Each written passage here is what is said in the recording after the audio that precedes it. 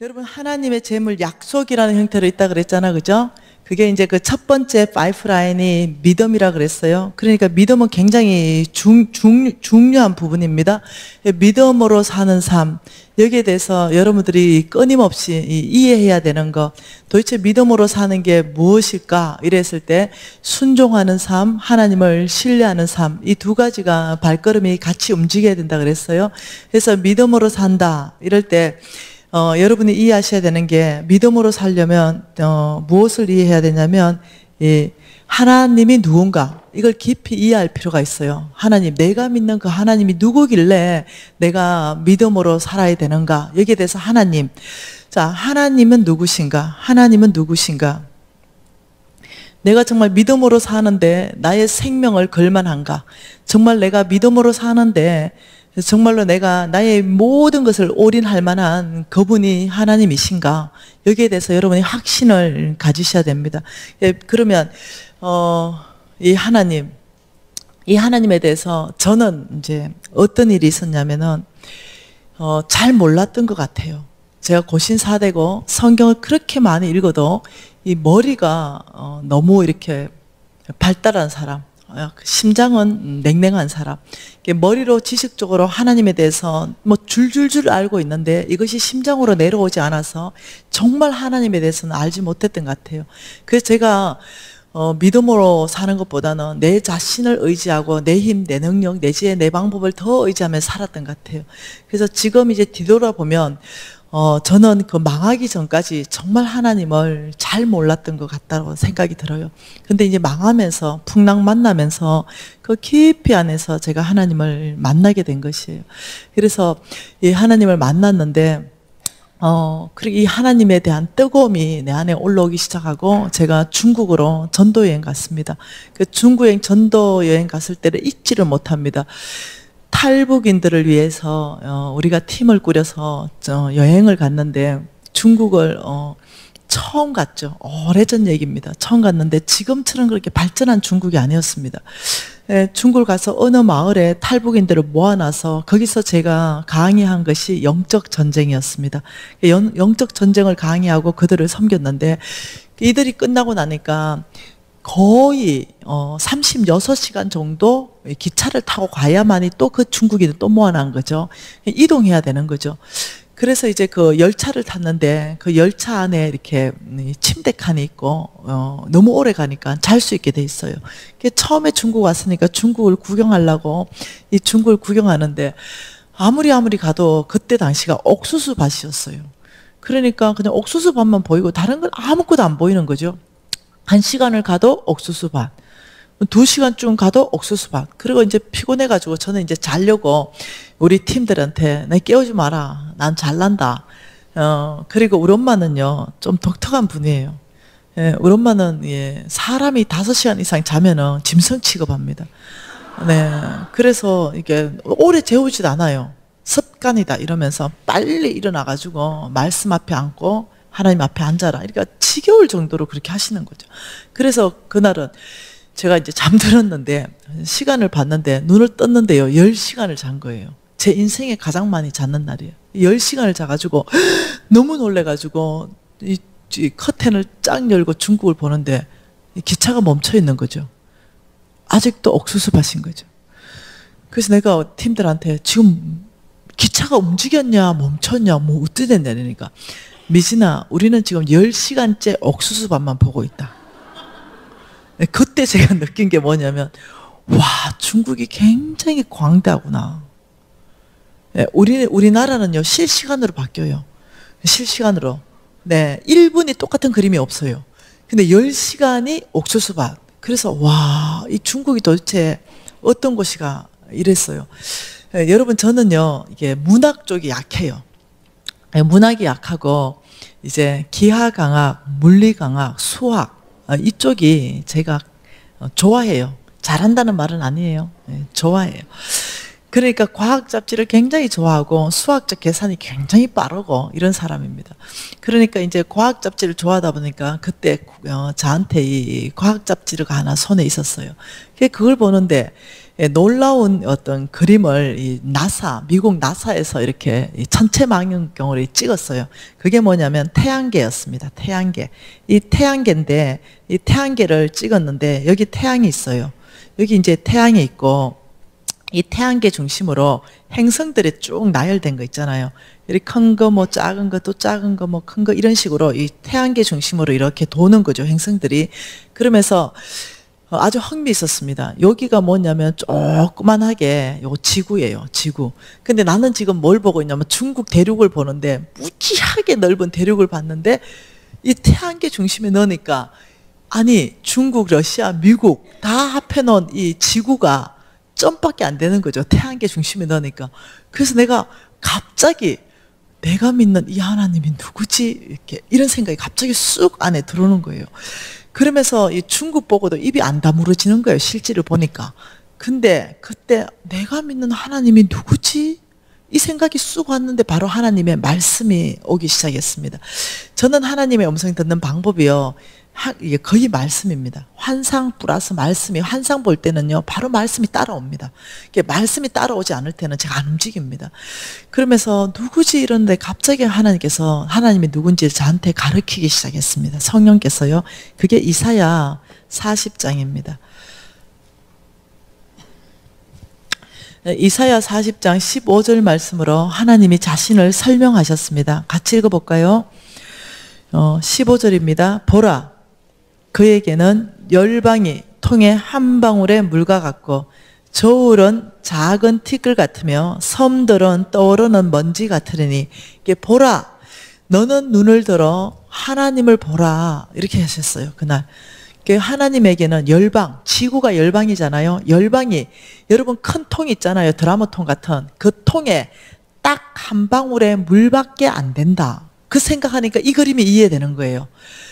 아, 내가 이 중국을 크다고 생각했지만 열방이 하나님에게는 딱 큰 통에 딱 한 방울의 물밖에 안 되고, 근데 내가 생각했던 일본, 우리보다 땅덩어리 큰 일본, 영국 이런 섬들은 하나님에게는 떠오르는 먼지다. 와, 하나님의 그 광대하심. 갑자기 하나님에 대해서 쫙 이렇게 막 이렇게 확장되기 시작하는 거죠. 그러면서 따라 너는 눈을 들어 하나님을 보라 이러는데 갑자기 저의 과학적인 지식이 발동하는 거죠. 여러분 태양계가 지구 안에 한 개만 있는 거 아닌 거 아시죠? 태양은 하나지만 이런 어떤 큰 행성을 주위로 뱅뱅뱅 도는 행성이 무지 많아요. 그걸 이렇게 구성된 걸 태양계라 그래요. 근데 태양계가요 여러 개가 있어요. 이 여러 개가 딱 하나 딱 모이면 그것을 뭐라고 하냐면 은하계라 그래요. 은하계. 태양계 여러 개 뭉치면 한 은하계. 그런데 이 은하계가 또 여러 개가 있는데 그게 뭉치면 이것이 뭐냐면 우주가 되는 거예요. 근데 우리 하나님은 뭐냐면 우주를 창조하신 분. 어머, 갑자기 내 자신이, 여러분 이것이 지식이 아니라 갑자기 하나님 앞에 제가 무릎을 퍽 꿇었어요. 너무 이렇게 크신 하나님, 광대하신 하나님, 내가 섬기던 이 하나님이 이 우주 만물을 창조하신 하나님이란 말인가? 그분을 내가 지금 아빠, 아버지라고 부르고 있단 말인가? 이러니까 갑자기 무릎이 퍽 꿇어지는 거예요. 그래서 내가 말씀 앞에 무릎을 퍽 꿇으면서 어떤 경외심이 일어났어요, 내 안에. 그리고 어떤 두려움이 일어났어요, 하나님에 대한. 예. 그러니까 하나님께서 계속 말씀하셨어요. 그게 이사야 41장 14절부터 15절 말씀이었습니다. 버러지 같은 너 야곱아, 너 이스라엘 사람아. 여러분 내가 읽을 때 같이 읽는다 그랬어요. 버러지 같은 너 야곱아, 너 이스라엘 사람아, 두려워하지 말라. 나 여호와가 말하노니 내가 너를 도울 것이라. 내 구속자 이스라엘의 거룩한 이니라. 지금 야곱 보고 두려워하지 말라 그래요. 왜? 두려워했기 때문에 두려워하지 말라 그래요. 그러면서 이유를 말합니다. 내가 전능자 우주 만물 창조이신 내가 너를 도울 것이다, 이렇게 말했어요. 여러분 이 말이요 아브라함의 패밀리인 저와 여러분에게 약속입니다.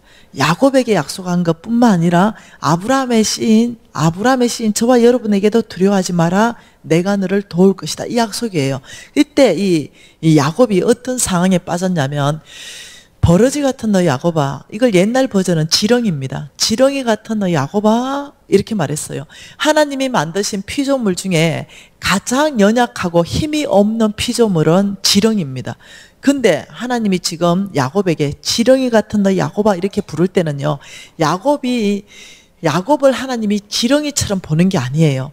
야곱이 야곱 자신을 보는 그 시선이 지렁이 같은 거죠. 그래서 두려움에 빠졌어요. 힘이 없고 소망은 끊어지고 아무 능력도 없고 내가 할 수 있는 아무것도 없으니까 내 자신을 보니 아무 힘도 능력도 없는 참 지렁이 같은 신세구나. 이러니까 어떤 큰 문제 앞에 두려움에 확 빠진 거예요. 그게 주님께서 너는 너 자신을 지렁이처럼 보는구나 야곱아 이렇게 말한 거죠. 야곱아 너 두려워하지 말아라. 너 자신을 그렇게 보지 마라. 왜? 도울 전능자가 있다. 두려워하지 마라. 이러면서 15절에 또 보라 그랬어요. 이때 이 보라는 눈을 들어 주를 보라는 거죠. 눈을 들어 전능자를 봐라. 너는 너 눈을 너 자신을 바라보지 말고 너는 그 눈을 너를 도우신 그 전능자 하나님을 바라보라. 하나님이 너를 이가 날카로운 새 타작기기로 만들리니 너는 산들을 쳐서 부스러기로 만들 것이고 작은 산들은 겨처럼 할 것이다. 하나님께서 그날 저에게 말했습니다. 너는 너 자신을 지렁이처럼 바라보지 마라. 힘이 없고 나약하고 능력이 없는 존재로 바라보지 마라. 왜냐하면 전능자 하나님이 너의 하나님이시다. 너는 눈을 들어 그 전능자 하나님을 바라보기 시작할 때 하나님이 너를 이가 날카로운 타작기로 만드는데 너는 얼마나 날카로운지 의 태산 같은 문제라 하더라도 그 타작기 안으로 들어가면 겨처럼 돼버린다. 너는 문제를 돌파할 수 있을 것이다. 나와 함께. 그날 저를 위로하기 시작했어요. 크게 위로받았죠. 그러면서 하나님께서 계속 말씀하신 것이 이사야 43장이었어요. 이사야 43장의 19절에 또 하나님 말씀한 게 뭡니까? 보라. 보라 내가 새 일을 행하리니 미진아 너의 인생 가운데 새 일을 행할 것이다. 이제 나타낼 것이다. 너는 그것을 알지 못하느냐? 무슨 새 일이 뭡니까? 반드시 광야에 길을 낼 것이고 사막에 강을 낼 것이다. 그날 저는 소망이 끊어져 있었거든요. 저는 광야 한복판에서 길을 잃어버려서 어디로 가야 될지 방향성을 잃어버려서 광야 안에 있는데 아무것도 먹을 것 없는 사막 한가운데 있는데 하나님이 말씀하시길 그날 이 광야에서 내가 반드시 길을 내어서 너를 인도할 것이며 사막에서 내가 강을 내어서 너를 마시게 할 것이다. 따라 내가 너의 인생 가운데 새 일을 행할 것이다. 나는 전능자다. 근데 너는 너 자신을 바라보지 말고 눈을 들어서 그 여호와를 바라봐야 된다. 이 여호와를 의지하며 믿음의 삶을 살라고 한 거죠. 그러면서 제가 18절을 같이 줬어요. 18절이 뭡니까? 너희는 이전의 일을 기억하지 말며 옛날 일을 생각하지 말라. 미신아 너는 지나간 일, 옛날 일, 이전의 일을 기억조차 하지 말아라. 왜? 그 기억은 실패거든요. 그 기억은 죄된 기억밖에 없는 거죠. 네, 그 기억은 아주 내 존재감이 지렁이 같은 이 존재감인 거죠. 무력감이에요. 그것을 기억도 하지 말아라. 왜요? 하나님이 조건을 말했습니다. 내가 너의 인생 가운데 새 일을 행하려면 너가 해야 될 게 있고 내가 해야 될 게 있다. 너가 해야 될 것은 너 이전에 지나간 일, 실패감, 너의 나약함, 너의 무력감 이런 것들을 너는 기억 속에 이전의 일, 지나간 일을 지워버려라. 그래야 보라.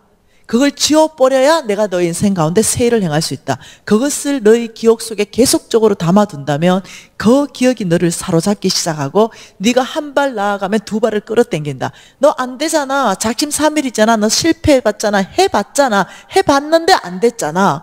이런 실패감으로 끊임없이 너를 괴롭히니 너가 해야 될 것은 이걸 끊어버리고 하나님 저는 실패했지만 하나님은 제 인생 가운데 실패하지 않으십니다. 이제부터 하나님이 나의 힘이고 하나님이 나의 능력이시며 내 인생 가운데 이 광야의 길을 내시는 분은 나의 하나님 여호와십니다. 이 광야에 길이 날 것이고 사막에 강이 나서 나를 마시게 하실 그분은 전능자이십니다. 믿음의 고백을 하라고 말씀하셨어요. 끊임없이 제가 믿음의 고백이 필요했어요. 왜? 믿어지지 않기 때문에. 그래서 제가 거울 앞에 가서 날마다 연습했습니다. 거울 앞에 가서 보니까 냉랭하고 딱딱하고 웃지도 않고 실패감이 꽉 차 있는 내 모습이 보이는 거죠. 그래서 내가 거울 앞에 나를 보면서 눈을 보면서 얘기해 줬어요. 너는 잘 될 것이다. 너는 형통할 것이다. 너는 광야의 길을 날 것이다. 너에게 사막을 강연을 내게 하시는 그 여호와께서 너에게 새 일을 행할 것이다. 이러면 거울에 그 아이가 냉랭하고 반응이 없어요. 왜? 믿음이 없으니까. 그래서 우리 홍 목사님이 그 아이가 미전도 종족이라서 그래요. 그래서 이 말씀으로 복음 될 때까지 선포해 주라는 거죠. 그래가지고 제가 거울에 가가지고 수시 때때로 화장실에 가면은 거울에 있는 그 사람한테 얘기하는 거죠. 너는 잘 될 것이다. 너는 형통할 것이다. 왜냐하면 전능자 그 하나님이 말씀하시기에 내 인생 가운데 새 일을 행하실 그분은 너가 아니라 전능자다. 이러면서 3개월쯤 지났어요. 매일 하는 거죠. 어느 날 갑자기 그 거울 속에 그 사람이 웃으면서 뭐라 하냐면 아멘 이러는 거죠. 깜짝 놀랐어요. 예, 믿음은 뭐라고요? 들으면서 나고, 들으면 하나님의 말씀이라고 믿음이 생긴 거죠. 그리고 아멘으로 동의하기 시작했죠. 그때부터 인생이 바뀌기 시작하는 거죠. 왜? 믿음이 생겼거든요. 내가 아니라 나의 하나님 여호와가 이 일을 행할 거다 이래 생각하니까 갑자기 힘이 생기는 거죠. 그러면서 제가 이제 어떠냐 발을 내딛기 시작하는 거죠. 제가 하나님은, 여러분 하나님은 누구시라고요? 하나님은 전능자이십니다. 하나님은 누구시라고요? 하나님께서는 여러분 인생 가운데 새 일 행하실 분입니다. 여러분에게 광야에서 여러분에게 길을 내서 인도해 가실 분입니다. 왜냐하면 아브라함의 씨거든요. 그리고 이 사막에서 강을 내실 분이 그분이 하나님이시거든요. 그 하나님이 자 어떻게 했는가? 우리는 믿음이라 그랬어요. 어떻게 믿음으로 살 것인가? 하나님 말씀 한번 봐보십시다. 열왕기 말씀 좀 보고 싶습니다. 예, 하나님이 누구신가? 열왕기하 6장 말씀 보고 싶습니다.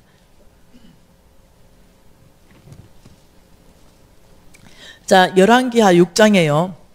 예, 열왕기하 6장에 어떤 일이 발생했냐면 아람 군대가요 있었습니다. 이 아람 군대가 이스라엘을 쳐들어오기로 결정했습니다. 자, 열왕기하 6장 8절부터 11절까지 같이 읽겠습니다. 그때에 아람 왕이 이스라엘과 더불어 싸우며 그의 신복들과 의논하여 이르기를 우리가 아무데 진을 치리라 하였더니 하나님의 사람이 왕은 산과 아무 곳으로도 지나가지 마소서. 아람 사람이 그곳으로 나아오는 이스라엘 왕이 하나님의 사람이 자기에게 말하여 경계한 곳으로 사람을 보내 방비하기가 한두 번이 아닌지라. 그러므로 아람 왕의 마음이 불안하여 그 신복을 불러 이르되 우리 중에 누가 이스라엘의 왕과 내통하는 것을 내게 말하지 아니하였나?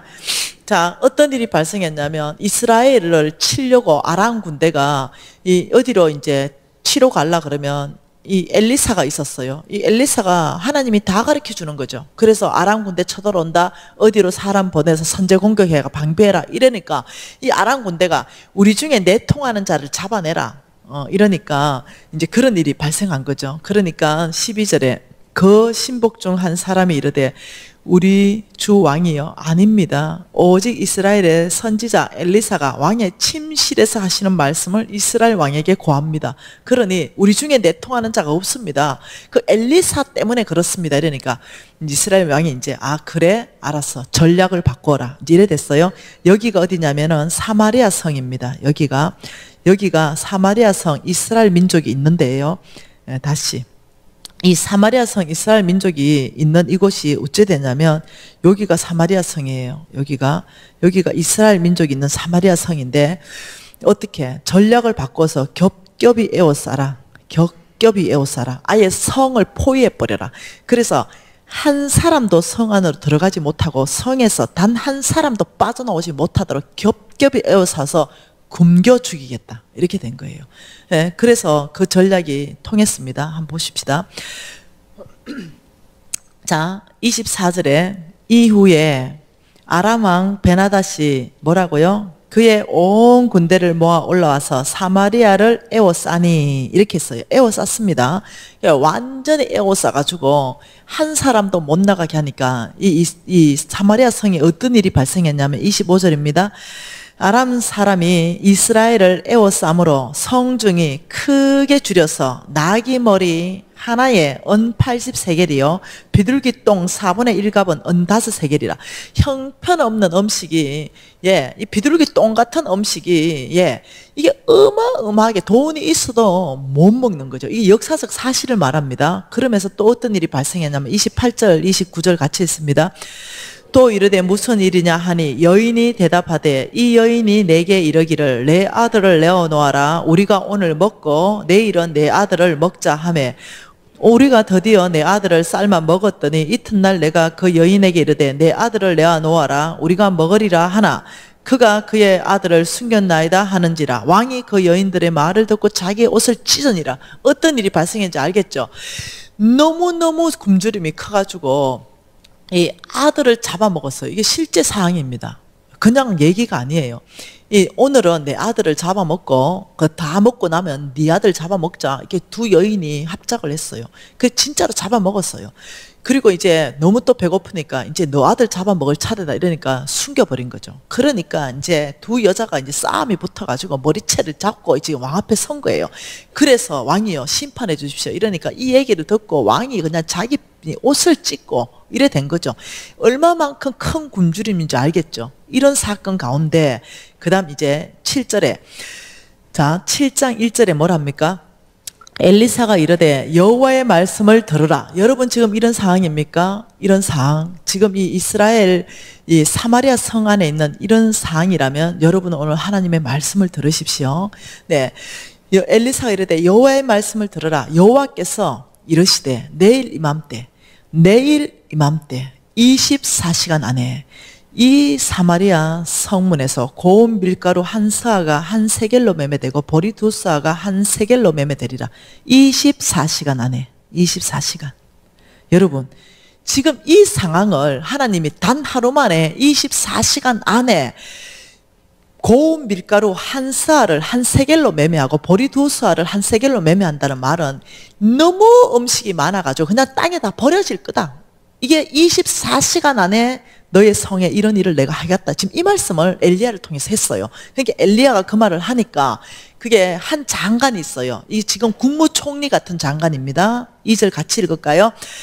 그때에 왕이 그의 손에 의지하는 자 곧 한 장관이 하나님의 사람에게 대답하여 이러시되 여호와께서 하늘에 창을 내신들 이런 일이 있으리요. 여러분 어째 생각해요? 예. 하나님이 지금 이 일을 행하시겠습니다. 이러니까 국무총리가 하는 말이 엘리사한테 웃으면서 여호와께서 하늘에 창을 내신들 이런 일이 있겠습니까? 불가능. 24시간 안에 내일 어떻게 이 일이 일어납니까? 오늘 당신은 눈도 없습니까? 애를 잡아먹는 이 상황 안 보입니까? 하늘에 창을 내도 이런 일은 일어날 수 없습니다. 그러니까 엘리야가 이렇게 말합니다. 엘리사가 이르되 내가 내 눈으로 보리라. 그러나 그것을 너는 먹지 못하리라. 이렇게 말했어요. 자, 그러면 하나님은 이 일을 어떻게 이루시는가를 보자는 거죠. 하나님 이루시는 방법. 자, 성문 어귀에 3절에 뭐라고 말합니까? 성문 어귀에 누가 있어요? 예, 나병 환자가 있습니다. 이 성문 어귀에 나병 환자가 있는데 몇 사람이 있냐면 나병 환자 4사람이 있었어요. 여기에 있어요. 여기에 성문입니다. 여기에 나병 환자가 이렇게 4사람이 있어요. 4사람 나병 환자가 있는데 이 나병 환자가 성문 앞에 왜냐하면 그때 당시에 성 안으로 나병 환자를 못 들어가니까 성문 밖에 살았어요. 이 나병 환자가 이렇게 말하는 거죠.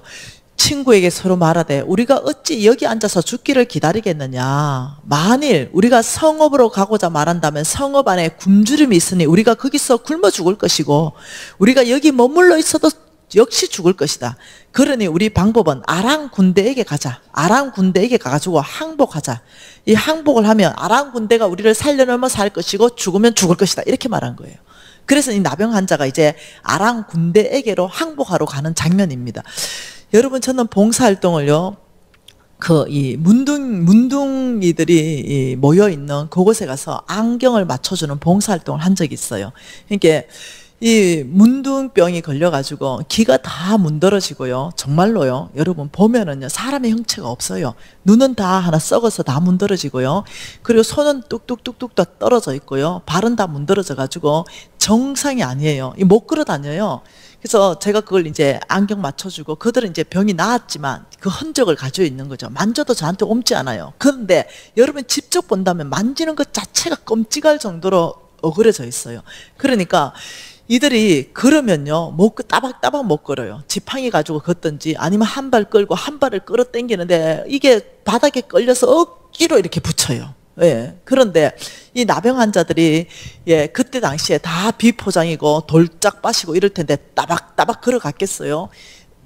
밥도 못 먹고 굶었는데, 그러니까 한 발, 네 명이 한 발 내딛고 한 발을 끌어 당기는데 이 억지로 끌어대니까 돌들이 부딪히고 억지로 끌어당겨 한 발 가고 이렇게 가지 않았겠어요? 그런데 우리 하나님 멋지게 일하시는데, 그냥 내가 묵상한 거예요. 하나님 어떻게 했었을까?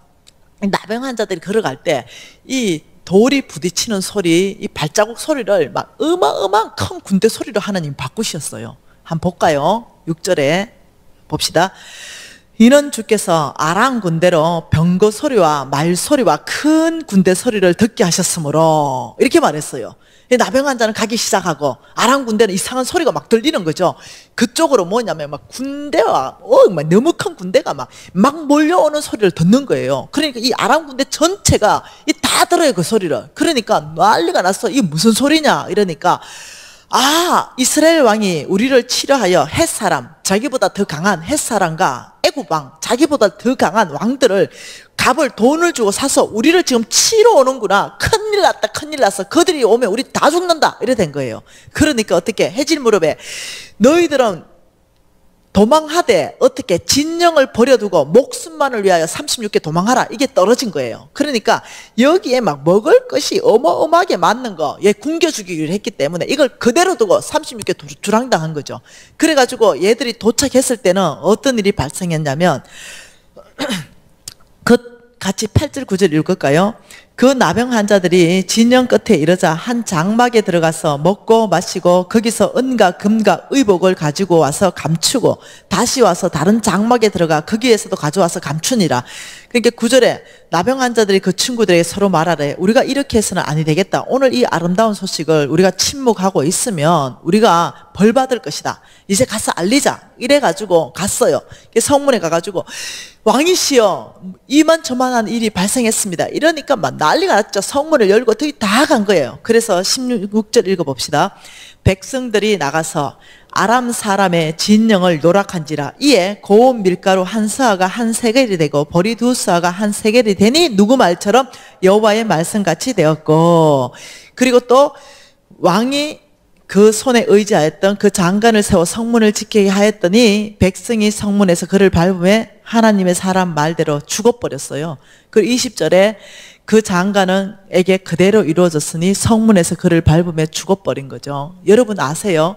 하나님이 일하실 때 24시간 아니면 충분합니다. 이런 상황 가운데 바꿀 수 있는 거는 그분은 전능자이기 때문에 가능한 거죠.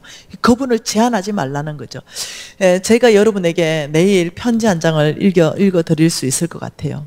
이 자매도 똑같은 상황 가운데, 이 똑같은 상황 가운데 어떠냐면 하나님 앞에 나아가면서 왕의 제상학교를 졸업하면서 하나님 앞에 2천억을 구했어요. 내가 그때 담대하다 그랬어요. 어째 2천억씩이나 구하노? 장차 위될 거. 그런데 불과 1년 반 만에 그 2천억을 주로부터 받습니다. 그 일은 이 재정학교 안에 유명한 일이에요. 여러분 하나님을 제한하지 마십시오. 만일 여러분 인생 가운데 아이를 잡아먹는 이 사건이 터졌을 때 하나님이 말씀하시길 내일 이맘때 너는 이런 일을 겪게 될 것이다. 이랬을 때 여러분 반응이 웃을 거예요. 잘못하면 장관처럼 반응할 거예요. 그때 장관처럼 반응한다면 그 일을 보지 못할 것입니다. 그런데 나의 하나님은 전능자입니다. 하나님은 그 일을 행하실 것입니다. 이렇게 반응해야 된다는 거죠. 여러분 이 하나님을 알아야, 하나님이 누구실까? 내가 믿고 있는 이 전능자 하나님은 누구신가? 이 하나님에 대해서 깊이 계시가 와야 돼요. 그냥 믿는 정도가 아니라 이 하나님은 내 삶 가운데 구체적으로 역사하시는 분이라는 게 깊이 계시가 와야 나의 목숨을 정말 믿음으로 사는 거야. 한번 걸어볼 만한다는 거죠. 우리가 정말 믿음으로 목숨을 걸고 싶은데 끊임없이 우리가 실패하는 그 이유가 뭘까요? 민수기 말씀에 나와 있다는 거죠. 민수기 말씀. 민수기 11장 말씀 보십시다. 왜 우리는 믿음으로 잘 안 살아질까? 여러분 믿음으로 사는데 실수할 때 그 이유를 보고 싶습니다. 이 민수기 11장 4절 한 절 말씀 같이 읽겠습니다. 그들 중에 섞여 사는 다른 인종들이 탐욕을 품에 이스라엘 자손도 다시 울며 이르되 누가 우리에게 고기를 주어 먹게 하랴. 우리가 애굽에 있을 때는 값없이 생선, 오이, 참외, 부추, 파, 마늘을 먹은 것을 생각나거든. 자, 어떻게 말했냐면은 이스라엘 민족이 이제 모세를 따라서 하나님이 이끌으시 가는데 끊임없는 무엇을 일으키냐면은요. 자, 거역을 일으키는 거죠. 모세한테 반역을 일으킵니다. 뻑하면, 이 구름기둥, 불기둥으로 인도하시고, 만나를 그렇게 먹이셨는데, 이 홍해가 막 갈라지고, 반석에서 물이 터지고, 하나님이 기적과 이적과 표적으로 이들을 이끌어가고, 옷이 헤어지지 않고, 이러는데도 뭐라 하냐면, 우리는 애굽에 있을 때 값없이 우리는 생선, 오이, 참외, 부추, 파, 마늘 다 먹었다. 왜 고기 안 주냐? 우리한테 고기를 주라. 우리한테 고기를 주라. 막 난리가 난 거예요. 여러분 무슨 값없이 먹었노? 거짓말도 잘한다. 완전 노예였잖아. 대가 지불했잖아. 하루 종일 뼈 빠지게 일하고 그거 먹었잖아. 근데 값없이 먹었대. 네.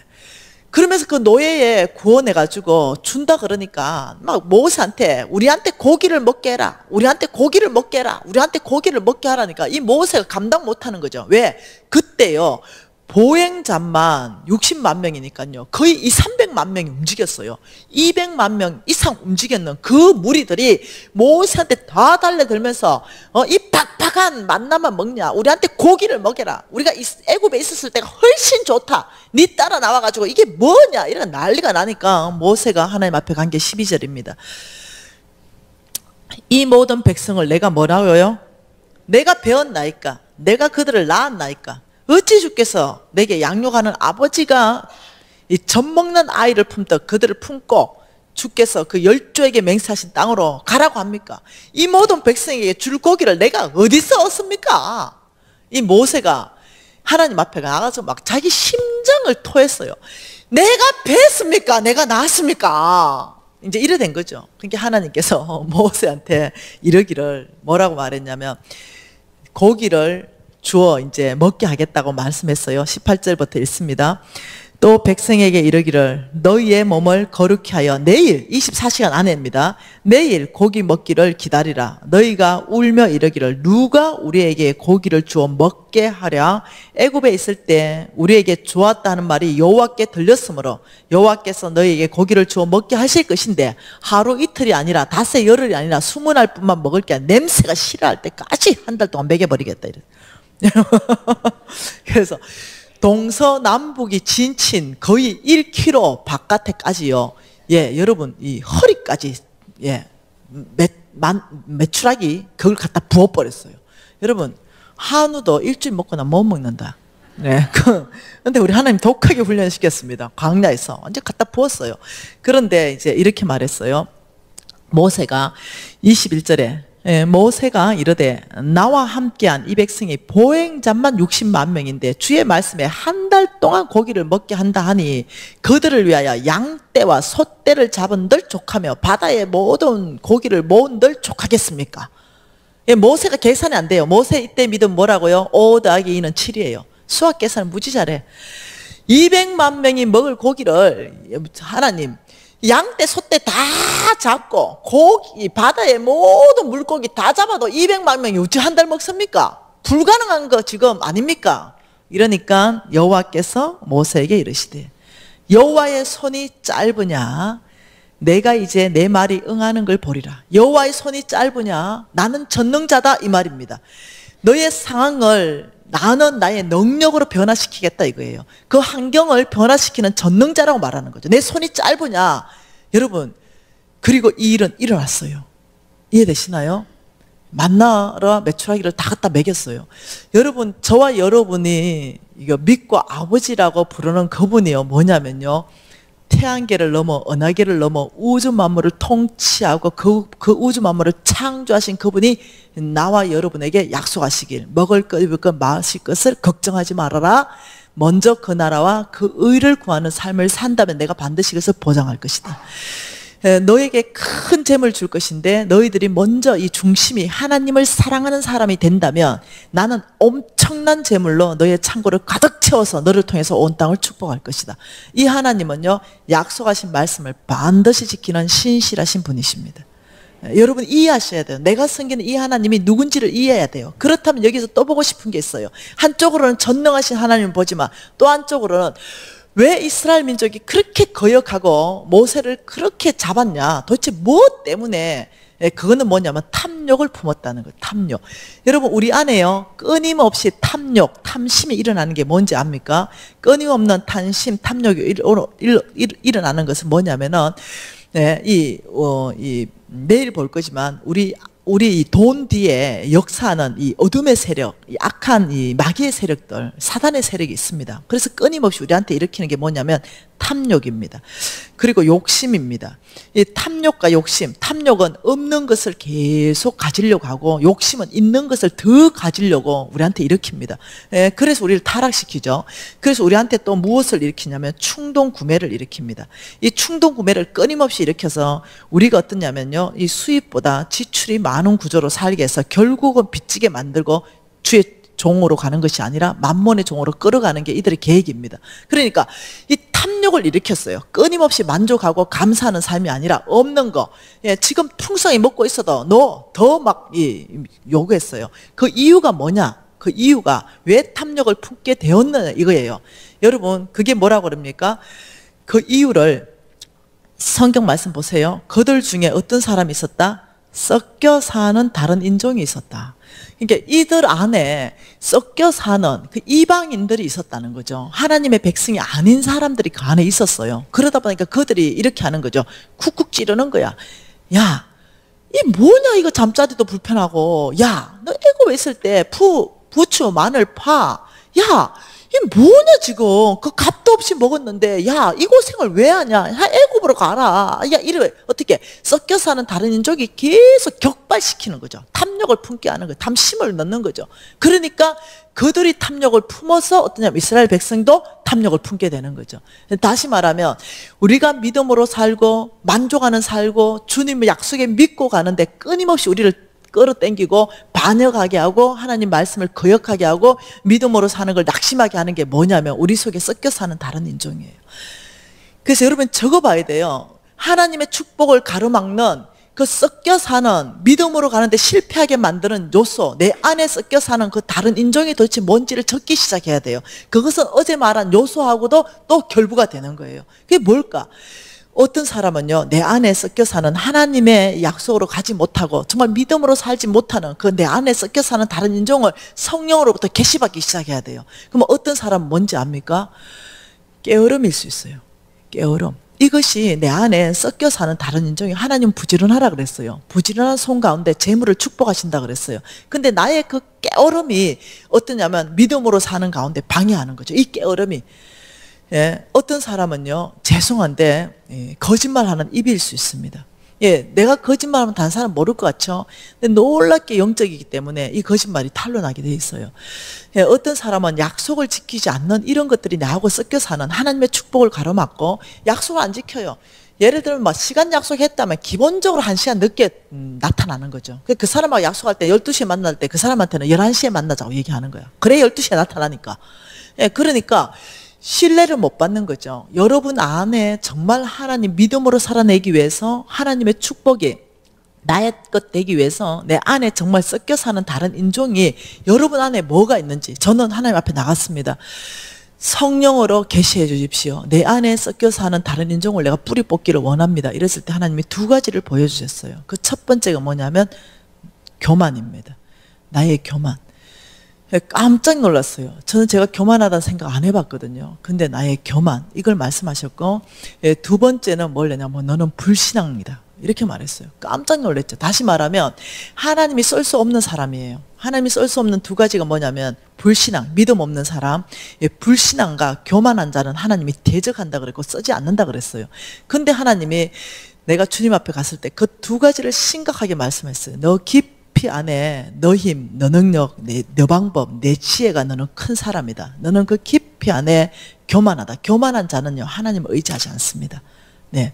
그러니까 이 교만을 깊이 있게 하나님 말씀했고, 두 번째는 너는 믿음이 없다는 거죠. 네 안에는 불신앙이 있다는 거죠. 하나님을 신뢰를 못한다는 거예요. 너는 너 자신을 신뢰한다는 거죠. 눈에 보이는 삶을 산다는 거예요. 보이지 않는 그 하나님의 말씀을 신뢰하고 보이지 않는 세계를 볼 수 있는 눈도 없으며, 그러니까 불신앙 가운데 있는 거예요. 그런데 나는 뭐라면 신앙으로 생각했어요.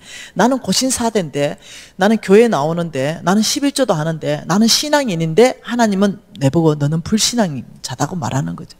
그래서 제가 깊이 있게 아버지 보여주십시오. 내 자신을 주님 앞에서 보여주십시오 했을 때 주님이 나의 교만한 걸 다 보이기 시작했고, 이 불신앙하는 삶을 다 보이기 시작하면서 제가 어느 날 주님 앞에 통곡하면서 우는 시간이 있었어요.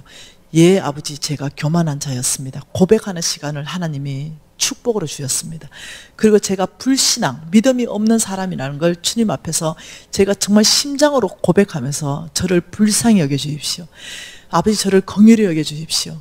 아버지, 저에게 이 교만을 아예 꺾어버리고 예수 그리스도의 그 겸손함을 가르쳐 주십시오. 제가 배우기를 원합니다. 여러분, 믿음으로 사는 게 훈련이라 그랬죠. 아버지, 제가 훈련하기를 원합니다. 제가 배우기를 원합니다. 주님 앞에 나갔어요. 아버지, 제가 이 불신앙 뿌리 뽑고, 아버지, 정말 제가 믿음으로 사는 거 배우기를 원합니다. 여러분, 훈련의 특징 첫 번째가 뭡니까? 시간이 필요하다. 두 번째는요, 반복적이다.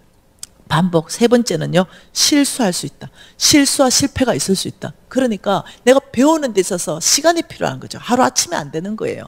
예, 똑같습니다.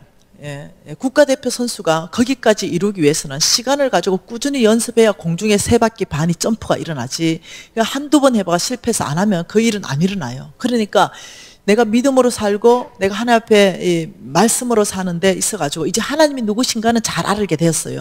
근데 믿음으로 살아가는데 실수할 때가 많았습니다. 실패할 때가 많았어요.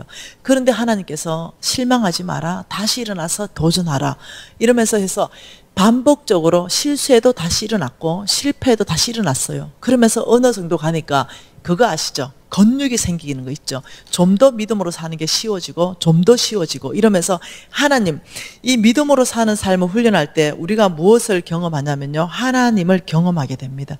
하나님을 크게, 하나님 자신이, 당신이 누군지 그 자신을 드러내 보입니다. 그래서 우리가 어떠냐면 믿음으로 살아갈 때 하나님을 경험하기 때문에 우리의 믿음이 성장하고, 우리의 믿음이 성장했기 때문에 하나님을 신뢰할 수 있는 사람 됐을 때 마지막에 하나님이 그를 축복하셔서 하나님의 사람으로 쓰기 시작하는 거죠. 제 안에 이 4가지가 다 일어났습니다. 믿음으로 살 때 하나님을 깊이 경험하는 사건, 내일 좀 간증하기를 원합니다. 그 하나님을 경험한 거. 그 다음, 내 믿음이 성장했죠. 하나님을 경험하니까 내 믿음이 성장했죠. 그리고 내가 하나님을 경험하고 믿음이 성장해서 보니까 내가 정말 하나님을 심장 안에서부터, 예 하나님, 당신은 나의 상황과 나의 사건과 나의 환경을 당신이 원한다면 24시간 안에 이 모든 걸 바꾸시는 분이십니다. 이분이 전능자, 나의 하나님이십니다. 이 진심으로 고백하는 사람으로 바뀌었어요. 예, 여러분도 믿음으로 사는 삶을 훈련하기 시작할 때 어떤 시간이 걸릴 수 있습니다. 예, 반복적으로 훈련이 필요합니다. 실수할 수 있어요. 그렇지만 털고 일어나세요. 믿음으로 살 때 실수한 사람 너무 많았어요. 모세 실수했습니다. 구스 여자 취했죠. 그러면 안 되죠. 실수했어요. 우리 다윗 실수했어요. 네, 그러면 안 되죠. 아브라함 실수했습니다. 무슨 마누라를 여동생으로 해가 다른 남자한테 시집까지 보냅니까? 네, 믿음으로 살 때 우리 선진들이 실수했지만 하나님은요, 실수했다고 좌절하지 않았어요. 주여 불쌍히 여겨주십시오. 주여 긍휼히 여겨주십시오. 주여 저는 다시 한번 믿음으로 일어나기를 원합니다 할 때 주님 그때마다 다시 힘있게 했고, 그때마다 그를 끌어내줬고, 그때마다 하나님께서 용서해 주셨고, 그때마다 하나님이 세컨 찬스를 주셨다는 거죠. 이게 하나님이 누구신가 정죄하지 않으시고, 죄 지어도 그 사람을 죄인으로 낙인 찍지 않으시고, 죄 지었다 하더라도 주였게 돌아오면 주님께서 싹 도말하시면서 다시 나는 너 죄를 기억도 안 하겠다면서 또 찬스를 주시고 또 기회를 주셔서 하나님이 우리가 훈련될 때까지 우리와 함께 우리의 믿음을 성장시킨다는 걸 이해하셔야 돼요. 여러분이 하나 더 아셔야 되는 게 뭐겠어요?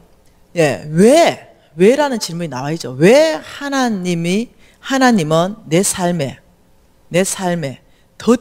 더디게 역사하시나?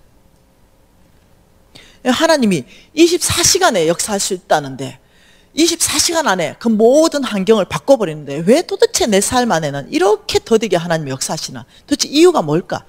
여러분 오늘 그 이유를 알고 싶습니까? 네, 그렇다면 출애굽기 말씀 3장 말씀 보십시다. 출애굽기입니다. 여러분 인생 가운데 하나님께서 24시간 안에 여러분의 그 모든 병을 치료하실 분이라는 걸 믿으십니까? 여러분의 어떤 환경이든 24시간이면 하나님은 충분히 여러분 환경을 바꾸실 그 하나님이라는 걸 믿으십니까? 그럼에도 불구하고 왜 내 삶에는 하나님의 역사가 더디 일어나는가? 여기에 대한 답을 알아야만 된다는 거죠. 여러분 한번 봅시다. 하나님이 또 어떤 분인가? 자, 출애굽기 3장을 보기 위해서 출애굽기 2장 23절 같이 읽습니다. 여러 해 후에 애굽 왕은 죽었고 이스라엘 자손은 고된 노동으로 말미암아 탄식하며 부르짖으니 그 고된 노동으로 말미암아 부르짖는 소리가 하나님께 상달된지라 하나님이 그들의 고통 소리를 들으시고 하나님이 아브라함, 이삭, 야곱에게 세운 그 언약을 기억하셨다. 여러분 이해하셔야 돼요. 하나님 무엇 때문에 역사하시는가? 하나님은 어떻게 역사하시는가?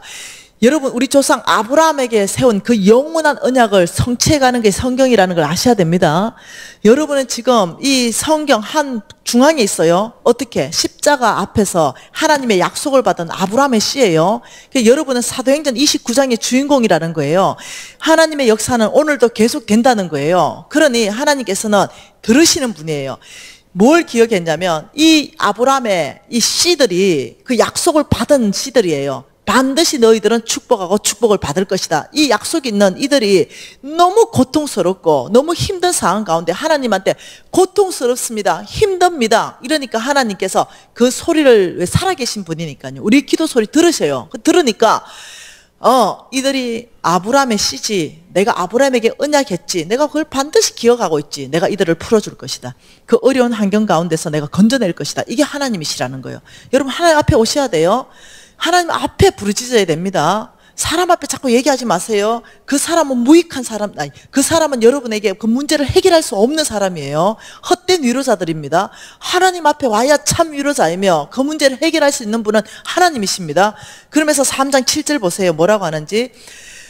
여호와께서 이르시되 내가 애굽에 있는 내 백성의 고통을 분명히 보고 동사 보다 그들의 감독자로 말미암아 부르심을 듣다. 동사 하나님이 들으셨다. 그 근심을 안다. 하나님은 아신다. 동사 3개 나왔죠. 우리의 고통 소리를 들으시고 우리의 고통을 보고 계시고 우리의 근심을 알고 계신 그 하나님은 어떻게 행동하시는가? 이게 8절이에요. 이게 하나님입니다. 뭐랍니까? 내가 내려가겠다. 내가 내려가서 그들을 애굽인의 손에서 건져내고 내려가겠다. 내가 건져내겠다. 그리고 그들의 땅에서 내가 반드시 인도해서 누구 땅? 약속의 땅, 아름답고 강대한 땅으로 내가 반드시 너희들을 데려갈 것이다. 야, 하나님께 우리가 나아갈 때 하나님의 하시는 일이에요. 이게 아브라함의 씨에게 하시는 일입니다. 아버지 고통스럽습니다. 아버지 괴로워요. 아버지 내가 지금 병들었어요. 아버지 재정으로 풍랑 만났습니다. 아버지 관계들이 다 깨졌어요. 아버지 가정 안에 이런 문제가 있어요. 아버지 이것 때문에 제가 너무나 고통스러웠어요. 하나님 저는 하나님으로부터 이걸 해결을 받기를 원해요. 하나님께서 이 아브라함의 씨 이 약속을 기억하시고 저를 도와주기를 원해요. 이렇게 할 때 하나님께서는 그 문제 가운데 내려오시는 분이라는 거예요. 내가 그 너의 그 병든 몸 가운데 내려가겠다. 그 풍랑 맞는 재정 가운데 내가 내려가겠다. 깨어진 관계 속에 내려가겠다. 너의 가정 안에 내가 내려가서 그 애굽인의 손, 그 문제 안에서 내가 너를 반드시 건져내고 내가 아브라함의 씨에게 약속한 그 땅으로 내가 반드시 데려갈 것이다. 이게 하나님의 말씀이라는 거예요. 그런데 이 약속, 하나님 24시간 안에 일을 행하시는 하나님이고 이런 성품을 가지셨는데 왜 내 삶에는 이런 일이 더디 일어나는가? 왜 안 일어나는 것처럼 보이는가? 이거는 여러분이 하나님이 일하시는 방법을 알아야 돼요. 뭐라고요? 하나님이 일하시는 방법. 하나님이 일하시는 방법을 여러분이 알아야 그 답을 내야 그 다음으로 갈 수 있다는 거죠. 하나님이 일하시는 방법 한번 봐볼까요? 이 하나님 일하시는 방법은 출애굽기 23장에 나와 있습니다. 이 출애굽기 23장 중요한 말씀이죠. 출애굽기 23장 28절 한 절만 같이 한번 읽어보십시다. 같이 읽습니다. 내가 왕벌을 내 앞에 보내리니 그 벌이 히 족속, 가나안 족속, 헷 족속을 내 앞에 쫓아내리라. 자 보십시다. 자 하나님이 주시기로 한 그 아름답고 광대한 땅은요 이런 땅이었어요. 이런 땅이었습니다. 이런 땅이었는데 어떻게 하냐? 여기에 아직도 족속들이 남아있는 거죠. 강한 족속들, 히위 족속들, 뭐 가나안 족속들, 헷 족속들이 남아 있는 거죠. 이렇게 남아 있어요. 이게 내가 왕벌을 내 앞에 보내리니, 이 가나안 땅입니다. 이 가나안 땅에 왕벌을 내 앞에 보내리니 그 벌이 이 모든 족속들을 다 쫓아낼 것이다. 이렇게 말한 거죠. 다시 말하면 하나님의 능력이 너보다 앞서 행할 것이다, 이 말입니다. 왕벌은 하나님의 능력입니다. 하나님의 능력이 너보다 그 가나안 땅에 먼저 앞서 행해서 내가 주겠다는 이 모든 약속에 그 강한 족속들을 다 쫓아낼 것이다. 네가 쫓아내는 것이 아니라 누가 쫓아낸다고요? 하나님의 능력이 쫓아낼 것이다. 그래서 막고 있는 그 여리고성, 우리 전차가 2대가 지나가더라도 하나님의 능력이 돌아라, 뱅글뱅글 돌아라, 7바퀴 돌면 와 하는 순간 그게 그냥 자동으로 무너져 버린다. 이거 하나님의 능력이에요. 하나님의 능력이 여리고성을 치고 그리고 그 안으로 들어가게 하면서 그 땅 전체를 내가 너에게 줄 것이다, 이 말입니다.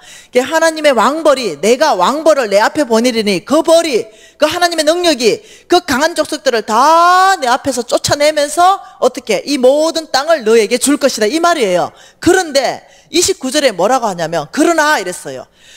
그렇게 하시는 하나님이시나, 그러나 그렇게 일 안 한다는 거죠. 그렇게 하시나 그렇게 안 하고 어떻게 한다고요?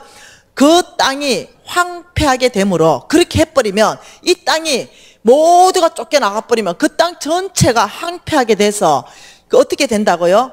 덜짐승들이 거기서 번성하게 일어나게 돼서 그 덜짐승이 너희를 회한다는 거죠. 너희를 해코지 한다는 거죠. 너희들을 상하게 한다는 거죠.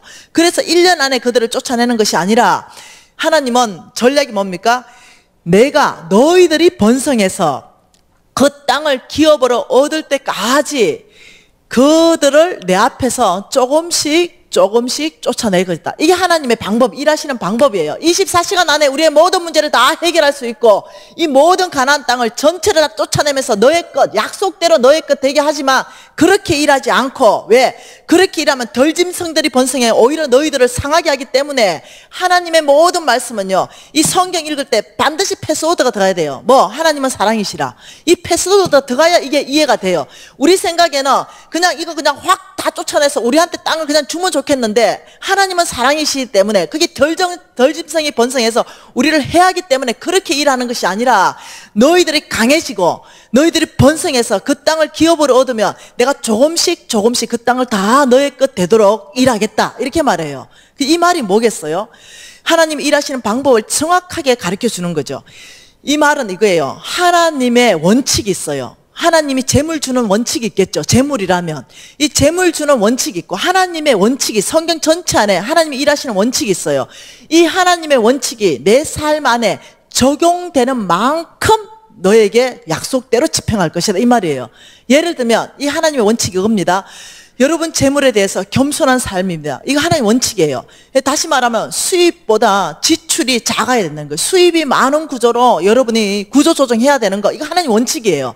그럼 여러분 삶 안에 그런 원칙이 여러분 삶 깊이 안에 적용되는 만큼 하나님은 어떻게 하신다고요? 일하신다는 거죠. 그래서 이 오전의 원칙, 온유한 사람 되는 거, 이 원칙이에요. 하나님은 온유한 사람에게 땅을 기업으로 주겠다 하면 온유한 사람 될 때 땅이 기업으로 얻어지는 거죠. 온유할 때 그 땅을 다스릴 수 있고 진정한 나의 것 될 수 있는데 온유하지 못하고 땅을 그렇게 하면 덜짐승이 그걸 뺏어간다고요. 해한다고요. 오히려 그게 복이 되는 것이 아니라 회가 된다고요. 그러니 하나님의 말씀하는 그 하나님의 원칙이 내 삶 안에 적용돼서 내가 온유한 사람 되고 내가 수입이 많은 구조로 바꾸는 사람 되면 하나님이 어떻게 일하시는가? 그렇다면 나는 이 강한 자가 점령하고 있는 것을 이걸 쫓아내면서 여기를 너의 땅으로, 이걸 쫓아내면서 여기를 너의 땅으로, 이걸 쫓아내면서 여기를 너의 땅으로, 이걸 쫓아내면서 몽땅 이제 전체가 다 너의 땅으로 내가 줄 것이다. 이게 하나님이 일하시는 방법이에요. 그러니까 하나님은 일하시는 방법이 명확하다는 거죠. 그런데 나는 어떠냐면은 내가 해야 되는 하나님의 원칙이 내 삶 안에 전혀 적용하지 않고 그냥 어떠냐면 광신자처럼, 광신자의 정의가 뭡니까? 바람직한 목적은 있으나 합당한 수단을 사용하지 않는 사람. 요한 웨슬리가 그렇게 정의했어요. 그러면 바람직한, 농사꾼의 바람직한 목적은 풍성한 수확입니다. 이게 바람직한 목적이죠. 그러면 합당한 수단은 뭡니까? 부지런하게 농기구를 갈아가지고 땅에다가 갈아엎고 땅에다가 씨를 심어야 그게 합당한 수단이에요. 그런데 광신자들은 뭐냐? 합당한 수단을 안 한다는 거죠. 바람직한 목적만 가지고 있다는 거죠. 농사꾼임에도 불구하고 바람직한 목적, 풍성한 수확은 내가 얻기를 목적을 가지고 있으나 합당한 수단 게으른 거죠. 부진하지 않는다는 거죠. 씨도 안 씻는다는 거죠. 예, 덜풀도 뽑아주지 않는다는 거죠. 그러면서 풍성한 수확을 얻기를 원한다는 거죠. 하나님은 그래 일 안 한다는 거예요. 하나님은 성경 전체 안에서 너희들이 삶의 원칙을 내가 다 가르쳐줬다. 이 원칙이 너의 삶에 적용되면 그 적용되는 만큼 바로 그것은 너의 것 될 것이다. 그래야 그것이 뭐겠어요? 영적 건육이에요. 재물을 관리할 수 있는 영적 건육이 생기는 거죠. 여러분 겸손한 사람 되기 시작하고 온유한 사람 되기 시작하면 큰 재물을 다스릴 수 있어요. 근데 그렇게 되지 않는데 큰 재물이 오면 교만한 사람이 되고 놀랍게요. 예, 내가 이렇게 돼요. 중심에 내가. 그렇기 때문에 여러분께서 왜 내 삶에 이 놀라운 하나님 24시간이면 그 모든 환경을 바꿔버리는 그 하나님의 능력이 왜 내 삶 안에 풀어지지 않는가, 왜 이렇게 더디 오는가, 이럴 때는 하나님이 일하시는 방법을 명확하게 알게 될 때 우리가 훈련하게 된다는 거죠. 그리고 그 삶의 원칙을 적용하게 된다는 거죠. 그래서 여러분 모두에게 기회를 주는 것입니다. 이것이 하나님의 원칙입니다. 이것을 훈련하십시오. 이것을 여러분 삶 안에 적용하십시오. 한 번, 두 번 해보고 안 되네. 1년, 2년 해보고 안 되네. 저는 10년 훈련했어요. 예, 저는 10년 훈련하고 재물이 오는 것은 4년 반 만에 다 와버렸어요. 이해하셔야 돼요. 하나님 원칙을 내 삶 안에 적용하는 데 있어서 한두 번 해보고 안 되네 이러지 마시고 될 때까지 훈련하세요. 왜냐? 훈련하기로 결정하면 그게 되거든요. 안 되는 게 아니거든요. 내가 조급해서 한두 번 해보고 그냥 포기해버리는 거거든요. 아니요. 하나님은 그 사람을 쓰는 게 아니에요. 끝내 하나님의 약속을 붙들고 하나님의 언약을 붙들고 이 아브라함의 씨를 주님 축복하셔서 온 땅에 하나님, 저와 저희 패밀리와 저희 기업을 통해서 우리 교회를 통해서 아버지 하나님의 나라를 세우는데 영광스럽게 저를 써주십시오. 이게 돼야 되는 거죠. 그래서 내일은 아브라함과 모세가 어떻게 그러면 그런 삶을 살 수 있었던가, 이 놀라운 이 방법, 그리고 정말 실질적으로 하나님은 정말 재물을 취해 가시는가, 어떤 사람에게 재물을 더 부어주시고 어떤 사람의 재물은 취해 가서 다른 사람에게 재물을 주는가, 이 부분에 대해서 조금 더 구체적으로 보기를 원해요. 여러분 이해하셨는가요? 훈련하시겠어요? 훈련하는데 돈 안 듭니다. 그리고 어떠냐면 그렇게 어렵지 않아요. 왜냐하면 항상 감당 못할 시험은 주시지를 않으시고 감당 못할 점에는 피할 길을 내시고 늘 하나님께서 어떠냐면 감당할 수만큼 훈련시키시고 늘 어떠냐면 이 하나님은 채찍과 하나님은 당근을 같이 들고 훈련하십니다. 못 견딜만 하면 또 하나님께서 새 길을 열어가지고 견디게 하시고, 이래서 하나님께서 훈련하신 거는 마음이 상하지도 않고 육체가 상하지도 않고 놀랍게도 감격 안에 기쁨 안에, 그리고 또 훈련 안에, 또 감격 안에, 기쁨 안에, 또 훈련 안에, 이러면서 어떠냐면 하나님을 경험하는 거죠. 그래서 내 안에 영적 근육이 생기는 거예요. 끊임없이. 당금질 알죠? 빨갛게 당겨서 땡땡땡 때려가지고 또 빨갛게 당겨서 또 땡땡땡 때려서 이러면 금이 진금이 나오는 거예요. 하나님이 저와 여러분을 진금으로 만들어서 쓰시기를 원하는 거예요. 여러분 훈련하십시다. 돈 드는 것도 아니고 어려운 것도 아니고 하나님이 누구신지도 우리가 말씀 안에서 다 받고 그 능력을 받고 이 전능자, 우주의 통치자, 그분이 나의 아버지, 그분이 약속하시길 아브라함의 씨들이여 내가 너희들을 축복할 것이다. 이 약속은 그대로 이루어지는 축복입니다. 그래서 우리는 이것을 나의 것 만들어내십시다. 그래야 나의 자녀에게 흘러갑니다. 여러분이 해내셔야 여러분 자녀가 이 복이 흘러가고 여러분이 해내시면서 자녀를 양육하십시오. 엄마 아빠가 어떻게 해서 이 복을 받았는지, 어떻게 재물을, 여러분이 이제 자녀에게 재물을 물려줄 때 재정 원칙을 함께 물려줘야 돼요. 어떻게 이 재정을 다스려야 되는지 하나님께서 자자손손을 축복한다고 말씀하셨기 때문에 그래요. 그렇지만 그렇지 않는 사람들은 너에 대해서, 자녀에 대해서 내가 반드시 재물들을 옮길 것이며 그렇게 해서 내가 너희들을 가르칠 것이다 이래 했기 때문에 우리가 다른 방법이 있으면 좋겠어요. 예를 들면. 근데 성경 안에 다른 방법이 없어요. 이 방법 외에는 다른 방법을 준 적이 없습니다. 그러니까 우리가 오전 시간, 오후 시간을 통해서 하나님이 각 사람에게 말씀하실 겁니다. 섞여서는 다른 인종을 뿌리 뽑아야 되겠다. 이러면 여러분들이 깨어른 사람은 깨어르지 않기 위해서 단 한 가지를 결정해야 되죠. 1시간을 잠을 덜 자자. 이거 결정해야 되는 거죠. 그리고 그 다음에 2시간을 덜 자자. 결정해야 되는 거죠. 이 깨어르가 널청 누러져 있었다면, 이걸 뿌리 뽑기 위해서, 내가 이렇게 하는 것이 아니라 일어나서 우리가 움직여야 되겠다. 이런 것들을 여러분이 적기 시작하면서 삶에 조금씩 적용하는데 그게 큰 변화를 가져와 버린다는 거죠. 그게. 기도하십시다. 여러분은 말씀 안에서 하나님이 누구신가를 다 보았습니다. 여러분은 말씀 안에서 내 삶에 왜 이렇게 하나님의 약속이 더디 일어나는가 그것도 다 보았습니다. 하나님이 일하시는 원칙과 방법도 다 보았습니다. 그렇다면 우리는 오늘 이 밤에 결정해야 되는 건 아버지 훈련 받기로 결정하겠습니다. 예, 아버지 정말 겸손한 재정에 대한 겸손한 훈련. 아버지 바운다리 한계를 넘어가지 않겠습니다. 수입이 많은 구조로 정말로 살아내는 삶을 살아야 되겠습니다. 온유하고 겸손한 삶을 훈련해야 되겠습니다. 아버지 저를 도우셔서 이 훈련을 통과하게 하십시오. 이렇게 주님 앞에 겸손하게 기도하시겠습니다.